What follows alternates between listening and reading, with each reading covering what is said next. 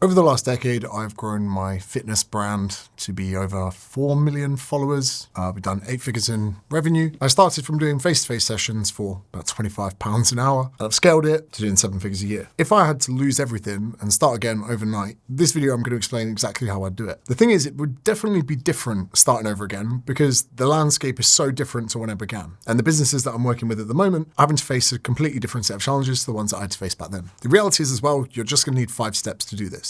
Now, in case you've never seen any of my stuff before, my name is James Smith, and on top of running a fitness business, sold over 1 million books, run a $20 million nootropic and drinks brand, 3 times #1 bestselling author, a few million on social media, something like that. Whereas a lot of my competitors have only done one thing and been hyper successful in it. I kind of have a recipe that I keep repeating in different avenues, and shit works. So if we look into the first step, I would call it to niche or not to niche. And to answer that question properly, let's start with the first question. What do we make content about? Well, firstly, not your lunch, not the workout that you did. There are so many personal trainers, perhaps yourself, you wake up, you go, cool, hey guys, here's my workout of the day. No one cares. No one woke up today going, God, wish I could just follow someone's workout. No one woke up today going, oh, just wish I could see someone's lunch. The real reality is, I know it's a bit early to say this, no one gives a fuck about you. You don't even give a fuck about me, and that's fine. What you give a fuck about is the knowledge that I have and the things that I can give you over the next few minutes that are going to revolutionize and change your business. You're bought into how I can help you, and your clients are bought into how you can help them. So what do you make content about? Here's a start. Write down 5 problems that your clients have. Now, those problems are probably going to come from clients that you work with face to face. Now, you might have deaf ears to this, but when you're working with your client between sets, they go, a macro is important. You give them a fucking TED talk on macros, like, yeah, but carbs, fats, or, protein is a constant variable. And then you talk about different intensities and heart rates and fat burning zones and all of that. Then you get home, you go, I don't know what to make content about. If your client ever asks you a question, it's a goldmine. It's the reason I'm so active in the Discord with people in my business mentorship. Yeah, I want to help them. Yeah, I want to scale their businesses. Yeah, I want them to be financially free and look after their family. But more important than that, I want to have a finger on the pulse of all the problems that they're dealing with so I can make it a video and make loads of money from it. But remember, obviously you do want to help them, but mostly me. Just like you. You want to help your clients. You want to help them get in shape. You want to help them lose weight and all of that. But really, wouldn't be bad to fly business class, would it? And if you're not flying business already, that's fine-ish. Obesity epidemic. People dying from overeating more than undereating. But anyway, we'll get back into that. So all the content you make, there's a bit of tongue-in-cheek here. I'm English. This is what we do. Being British, we ain't got the best genetics. We've got to make up for it with chat. So all the content you make is going to revolve around problems. For instance, I've noted a problem within the fitness industry that a lot of people are panicking and don't know how to start 2026. They don't know how they should start a fitness brand, and there are a lot of complexities and nuances to that. So I make this video. I'm just here solving problems for you because I know if 1,000 of you are watching this and I solve 100 of them to the point that you're like, is this guy reading my mind? 2 or 3 of you are end up going to click a link in the description and you're going to give me your money, which is great for me. So you're like, cool, yeah, everyone online is saying I need to make content about people's problems. How do I stand out? Okay, first of all, you can make content, but better. Someone might explain something, you might explain it with a story, with an analogy. You also just might put more care and attention into how that video is made. For instance, there's a lot of people on YouTube making these kinds of videos. Have many of them built a $70,000 studio with a $10,000 camera setup? Everything here, the silence, the cuts, the edits, the lighting, is all about delivering this to you in the best way possible. I don't ramble, I do a bit, but this is succinct. I'm going to hopefully pretty much make it entertaining so you can have a bit of a giggle on the way. So you've got several ways to be better than your competition. 1, make the video better. Add a bit of humor. Make it easier to understand using analogies, similes, metaphors, whatever it is, and do that in your hook. I'll be honest with you. I don't tell people this too often. I'll be critiquing people's content in the Discord and someone will go, James, how's my reel? And straight away, I'll say, your hook was terrible. They go, okay, what about the rest? I go, what do you mean the rest? The hook was terrible. There is no rest. No one made it there. So let's think of a analogy off the top of my head. You could use your iPhone to depict energy balance. You could say, an iPhone has got battery. However, if I do not charge it for the amount I use it, the net amount of battery will decrease over time. Although I'm charging it on a regular basis, if the amount of charge going into the phone doesn't match the amount being used, there would be a deficit in battery and you would expect to finish the day at 70, 50, or even 30%. That is how fat loss works in the human body. Then as you're explaining energy balance and calories, you would talk about that charge versus usage ratio. We could use the phone less, so it could then find a positive balance to charge, or we could charge the phone more, whatever it is. Then they go, oh, do you know what? I never thought of it like that. Another thing, we were talking about macros, right? Something I always use with my clients was, okay, protein remains the same. Carbs and fats, what do they do? Think of a hybrid like a Toyota Prius. It has an electric and it has a petrol motor. motor. The petrol motor is more so when the electric can't keep up with it. So if you jump on the motorway, put your foot down, the petrol motor kicks in. But then at easier tasks, maneuvering around the city, the petrol motor shuts off and you use electric. Electric would represent fats, petrol represent carbohydrates. You tell someone that, they go, do you know what, James? I've heard that so many times over the years in content, that's the first time it's made sense. Bush. Now, some people can say, are some niches more profitable than others? And yes and no, but in the realm of fitness, right? First of all, muscle growth, don't go there. Unless you're built like Chris Hemsworth and you've got top tier genetics, just don't even go. It is a cesspit. It is a shithole. You got Mike Israel, Jeff Nippard, all of these bros. Oh yeah, the muscle's not in the stretch position, but the sarcasm isn't. Don't do it. Save yourself the headaches. Because if you're not in amazing shape, you're just opening yourself up for attack. Because people will, in muscle growth, associate your credibility with the amount of muscle that you have. That doesn't even bring into the fray things like steroids. Fat loss, as long as you're evidence-based, fine. We have another round, maybe looking at menopausal, perimenopausal women, and then we have kind of the training. But if you're going to talk about training, don't talk about muscle growth, talk about performance, talk about strength and conditioning, talk about programming, periodization, movements, all of those. Just don't go into that muscle growth sphere. It's not worth it. Now, are some niches more profitable than others? I would say fat loss is the biggest one. And again, you're like, oh, but loads of people do it. When it comes to fat loss, there's something called the observer effect. If you watch someone do something, they will do it better. It's how micromanaging occurs. You can also get the same. If you lift weights,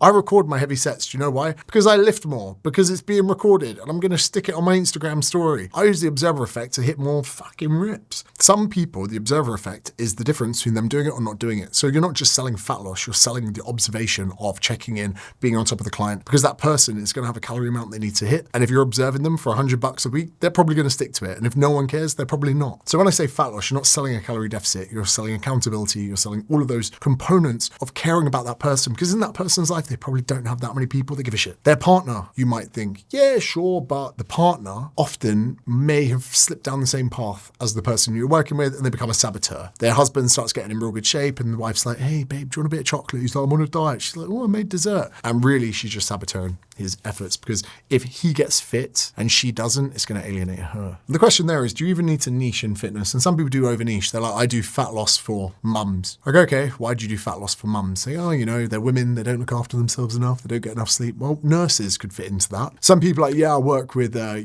corporate CEOs. I'm like, oh, you want to work with rich people? Why wouldn't you work with a bricklayer? Because most bricklayers have got more cash than most fucking corporate CEOs. Just don't over niche. There's some people online, hey, lesbians, if you want to lose weight, you're like, cool, tell me about the energy balance equation of mug crunching. I just don't get it. I don't get it. I'm sorry, but licking the punani doesn't change fat loss in my opinion until I see a study to bloody say otherwise. So when it comes to niching, those are the main real considerations. That's stage one. Done, dusted. Let's move into stage two. Do you need to be on all platforms?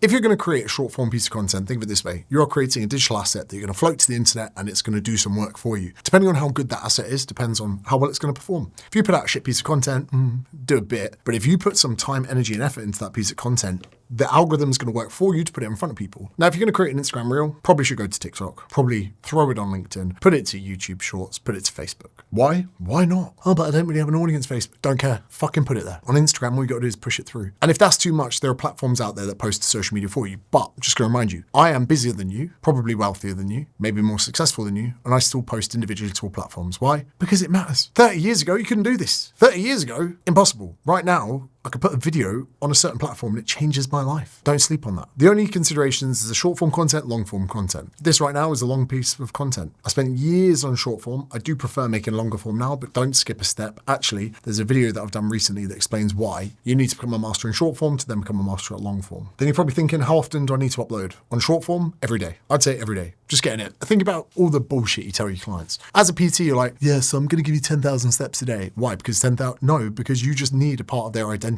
that they can pay into every day. Because most, even your fattest clients are in training 3-4 times a week. You need something for those other 3 days. So you go, right, your new identity is you now do 10,000 steps a day. It's more about the process of doing something every day that pays into that identity. I am here to lose weight. Same with you. Post content every day. Oh, I just don't know if I can do content every day. Well, fuck off back to recruitment then and do that for a fucking job, because you're doing my head in. You're not even in my program yet. Now, I didn't say you need to create a fucking Christopher Nolan every time you post. You could screenshot a tweet for all I care, or do a carousel post with a few photos. You could do September wrapped up. I don't care. It's more about the frequency of you becoming a person that feels like there's a bit of an itch that needs to be scratched if you make it through the day without posting something. That's what I care about. What's working at the moment? Well, Reels don't think about you, think about the platform. Remember, Instagram doesn't give a fuck about you, it cares about itself. And what does Instagram want? For you to stay on the platform. To get people to stay on the platform, they need good content. So they're going to show the best content to keep people on the platform. Most people brain rot scroll through reels. So if you want to get in front of people, put something out there as a reel. Not for you, but for them. Millions of people looking for entertainment, looking for all of this kind of information. Reels is going to be best. Reels will get you in front of new people. Carousel posts with the swiping photos, great for an existing audience. So I'd use Reels to grow. I'd use carousels to tap into those people, especially with call to ways,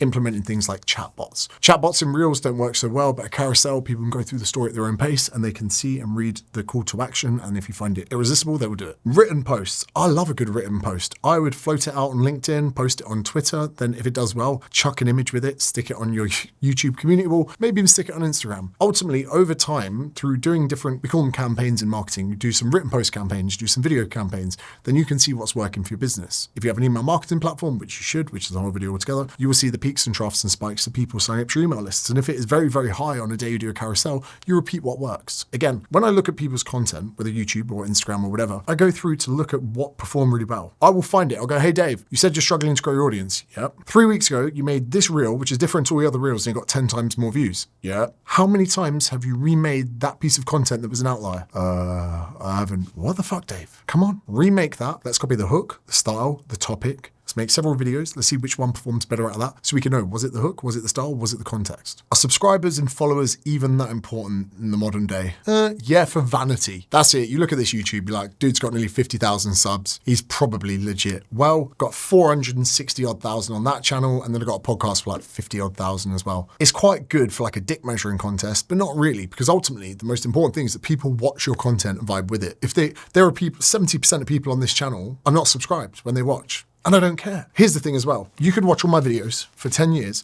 I never ask for a follow and I never ask you to subscribe. Some people on the channel are like, hey guys, don't forget to like and subscribe. Tap that like desperate fucking beggy beta male bullshit. If you like my shit, you can watch it. And if you want to subscribe so you don't miss out, cool. But I'm not going to sit here and beg you for it. My marketing style is, here it is, take it if you want it. Same reason I don't do sales calls, which we'll get into in a second. Imagine there's 100 people that want to do business with me. 30 of them get to the landing page, go, sweet, I'm in. Then there are another 30 people that would join if they need a sales call. I'd rather not have their money. It's a pride thing for me. I'm not getting on the phone and begging you to fucking give me your money. It's pathetic. I would rather just have less money. I'd rather live in a smaller house. And for you, you should have a similar marketing approach. You shouldn't be using ManyChat to auto DM people when they follow you. Do you know how desperate that looks? No millionaire, actually there's some desperate millionaires, I've seen them, have a bit of personal pride to your business. Have a bit of personal pride to your marketing. Some of you are 35-year-olds, you got kids, and you're begging strangers on the internet to follow you. Do you know how pathetic that is? I'm sorry, but it is. Hey, and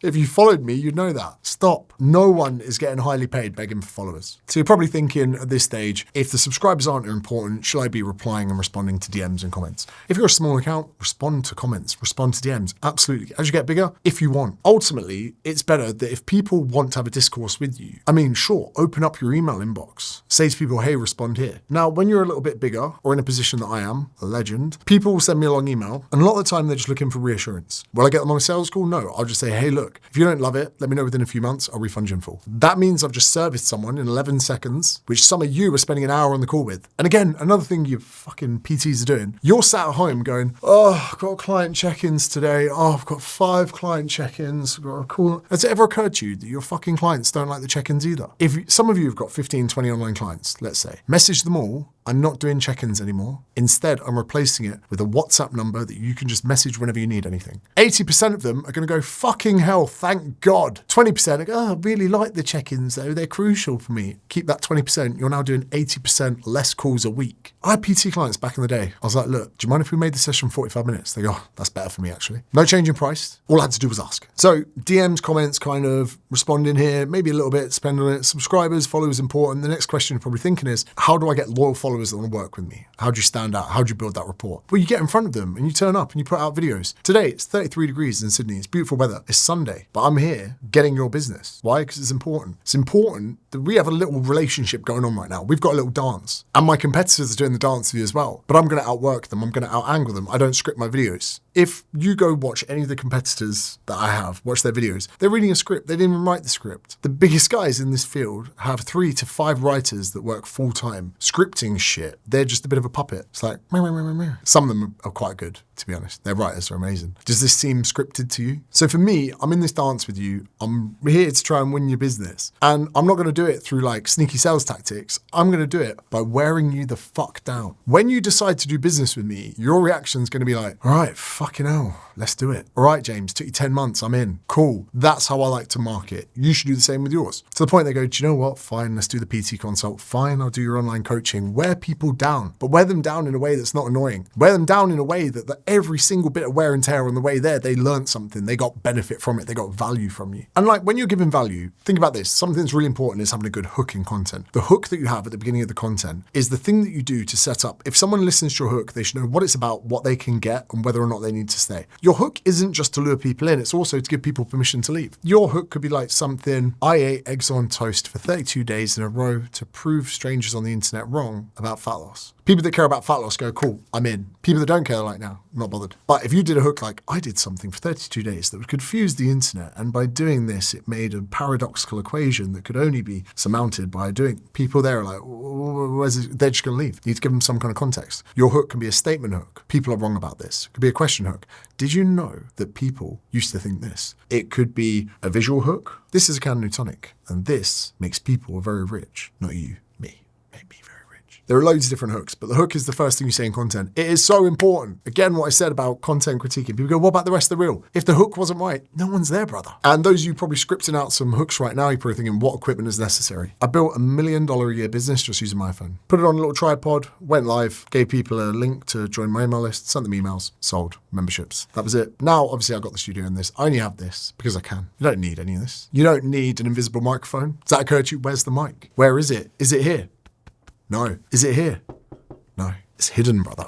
Using a Sennheiser MKH417 goes into the XLR cable in the FX3 for any of you that are wondering. And yes, it's 50mm. And I will be adding an ND filter to it shortly, just in case any of you were thinking that. Oh, what's that? My autism. Don't worry about it. So when it comes to equipment, just have good audio, have a good video. I used to do lives on a balcony in the sun every morning. It was fine. iPhone was fine. But when you can afford to upgrade your equipment, do it, because some people care. So that's probably enough of stage 2. Let's look into stage 3 quickly. Once you've got a following, once you've accrued followers, there are things we need to do to earn those and really to get them into the ecosystem. It's part of your cult. We need lead magnets. So I have one here on my desk from another video that I was filming. So for instance, we can just say, hey, if you want to get more conversions from the exact same amount of work that you're doing, download this. There'll probably be a link in the description for that. Now, some of my traffic goes to people going to my webpage. They just want to find out how much it is to work with me. I don't expect those to convert too much. You'll see the links in the description. Most things I do is to get people's email addresses. Let me tell you why. About 6 months ago, I did a live stream and it was about content. And during the live stream, the stream kicked out. It just kaput, YouTube gone, whatever. Now, for most people, that would have been an absolute nightmare. But for me, it was fine because I had 1,200 people that signed up and gave me their email address. I emailed them all and I apologized, said, sorry about the live stream kicking out. Here's an offer. Sent them the offer, did about $12,000 in sales. Now, if I had not got the email first, it would have been a catastrophe. But because I had the emails, I got to go to bed 45 minutes early. It was fine. You need emails. That's how you communicate with people. That's how you can take them away from social media. Because even right now, you're watching this on YouTube. You might be driving your car, naughty, or you might be chopping onions in the kitchen making dinner. You might be doing whatever, iPad to the side while you're doing work. I don't mind. But I eventually want to get you away from this platform because even probably down the sidebar here, for those of you psychopaths that are watching it on a laptop, there's going to be loads of my competitors here, all wanting your attention, all wanting your money. So me getting an email and taking you away means I can have a communication with you. I, in fact, wrote an email this morning telling everyone I'm about to double my prices in the new year. Why? Because I can. I'm busy. The reason I'm recording this at 2 p.m. is because I had to spend the morning in the bloody Discord. I'm busy. And there's another one for you. When you're too busy, pricing goes up. We'll probably get into that into the fourth part of the video. Now, once I get your email address, I will broadcast to you and you should broadcast to people. Just say, hey, watched this film last night. It was terrible. It's terrible for these reasons. Now, thinking about that, the only thing worse than that film would be not to join my program, have a bit of fun with it. But you can create nurture sequences and automations. For instance,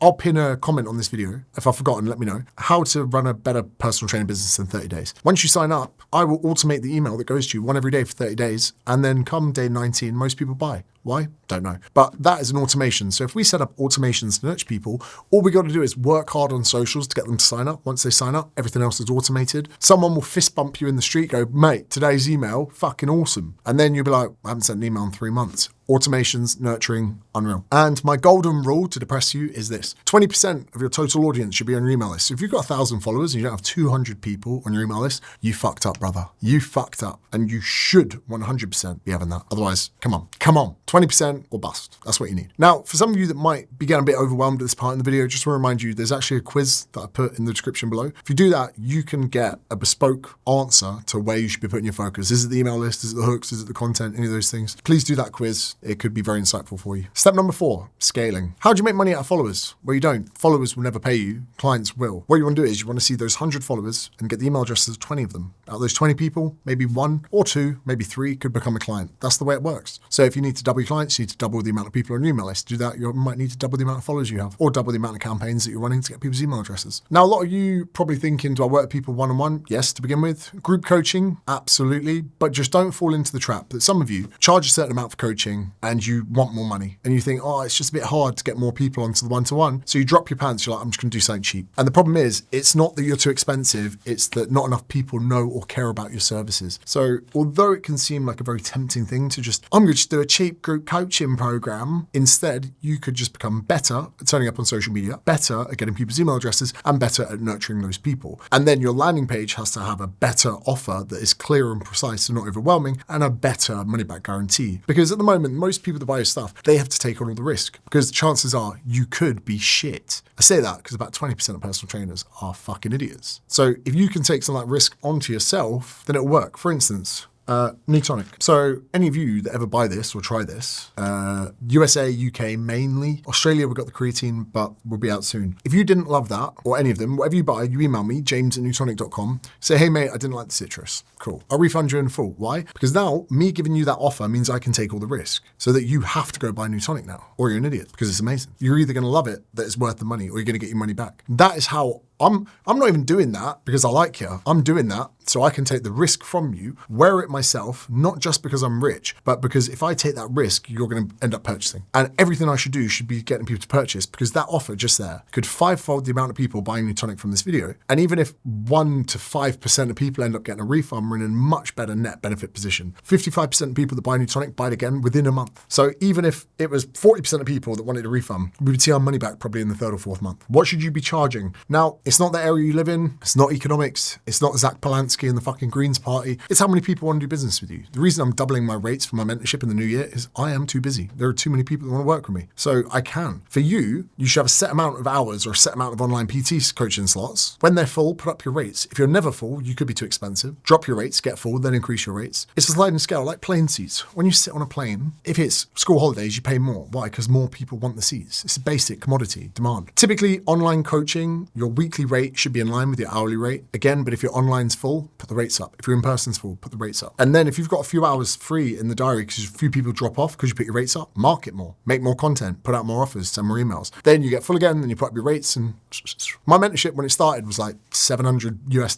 It's about to go to $5,000. What happened? I just got busier. That's it. 5K still a steal. I know what you're thinking. Now the rough timeline of making money is the tough part we got to talk about now. Now, online's great, but building an online business, 3 to 6 months. Most people in my mentorship will not get a full diary with less than 3 months. So you need to have that in-person part of the business. Because to go out and win money next week, online difficult, in-person easy. And you want to have an in-person business that pays your bills. Even if it's just covering your rent, covering your mortgage, covering your food, sweet. The online could be the stuff that you build into. But you can't just quit your job in recruitment and go all in online. Because you might be 3 to 6 months. You're planting seeds now that might take a long time to harvest. So if you're not willing to work on the gym floor because you think you're too good of a coach, or you think you're too important, or you think your skills are too good, or you think you used to PT people 5 years ago, fuck off. How about have a bit of humble pie, you fucking prick? Go do the hours, because those hours, although they might not be paid, and yes, you got to get up, and yes, you got to go to a gym, and yes, you got to pay rent. These fucking people here are going to teach you so much about how you get the online clients. The only reason that I dominated in online is because the amount of people that I coached in person. I know people, I know the problems, I know the issues they're having, I know the insecurities they're having,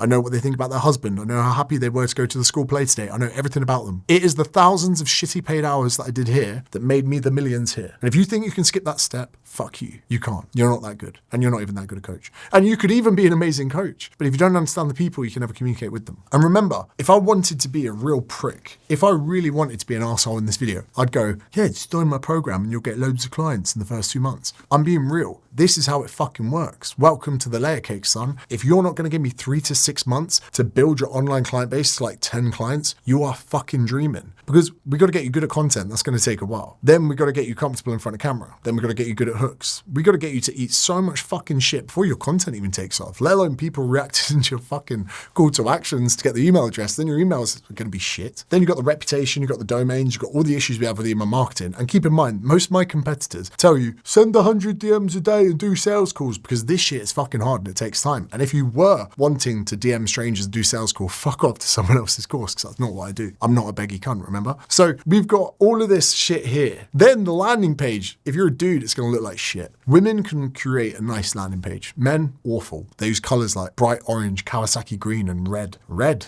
on a landing page. Yes for your button to buy now. Fuck it off for everything else. You dudes, I wonder how you fucking dress yourselves with landing pages like that. So this takes fucking time. If you're not willing to suck for a few months, no offense, you're just not going to make it and you should go back to recruitment. So the timeline of making money, in person, we can get crooking right away. And that alleviates the stress. So when you're online, you're a bit more carefree. There's nothing worse than desperation. And you can see the online coaches that like, join my program, join my program, join my program. Desperation, gone. And some of you are thinking like Circle, WAP, School, all of that. Look, I've never seen anything really slap. I don't know anyone who's like comfortably making 100K a month, killing it in the online coaching space. And they're like, oh, you School. I think School, no offense, my personal honest opinion, is just a place for Alex Hormozy bumboys. If there are some people that wake up at 4 a.m. just to wank Hormozy off onto their face, and they're like, I love School. I love School. And the fact Eddie Abu uses it is enough, you know? I've had 2 cans of new tonic, a raw dog, this whole video. How long have I been going for? 22, oh God, that's the fucking time. I don't even know how long I've been going for. So that was scaling. Last thing we need to talk about, probably mindset. What to do if your posts are stuck on 150 views a video? Make them better. Make them better. Better thought out hook. If you're in my Discord, give me your hook. Let me tear it to shreds. Post about things more important, more interesting. Use products. You can even do a fitness video. Why is everyone obsessed about new tonic? And do these ingredients actually benefit you? Or is this a scam? Better yet, is James Smith ripping people off and scamming them with his new product called New Tonic? Let's look into it. Again, another banging hook. Because then you could tap in some pop culture. People are getting served our adverts or whatever. They've heard about the drink. They want to know the answer. Boom, you're in. You're going to get more than 150 views for that. And these are like the biggest mistakes I see in the mentorship. Imagine this. This is the easiest way I could explain it. Imagine you and I are working together on a fucking 10-minute video for YouTube and it's really, really fucking important. And we have editors and we hire them. You might go, right guys, 10-minute video, 10 hours to edit, 1 hour per minute. No, let's take 5 hours of editor's time for that first 1 minute, because that first 1 minute is where people decide whether they stay or they go. Then they can do the next 9 minutes in the fucking 5 hours that's left. That is the way we need to approach content. You have this much effort for this much of video, take that much effort and put it into that first part of the video. There are going to be a lot of emotional ups and downs. This video could bomb. If this video doesn't do 10K, I'll be livid, but that's fine, because I will use that anger and sadness and depression to get myself into tomorrow's video and the next day's video, or it can make me loads of money and I'll be equally numb and think to myself it's not enough. But the only thing I can say is to fall in love with the process. I enjoy making videos more than I enjoy making money, and it's a good job that videos make money, because otherwise I'll be fucked. But the one thing I want to close out on is this. All the things I've told you today about